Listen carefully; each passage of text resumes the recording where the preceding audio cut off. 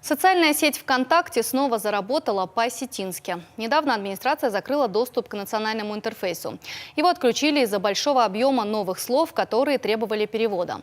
В 2010 году инициативная группа полностью, включая разделы и подразделы, перевела ВК на осетинский язык, а потом это дело забросила. Дело в том, что социальная сеть регулярно обновляется, после чего появляются новые термины. В итоге сайт перестал быть полностью осетинским. Уже скопилось 13 тысяч сентенций на русском языке. К делу подключились новые переводчики. Напомним, осетинской версией ВК пользовались более 2000 человек.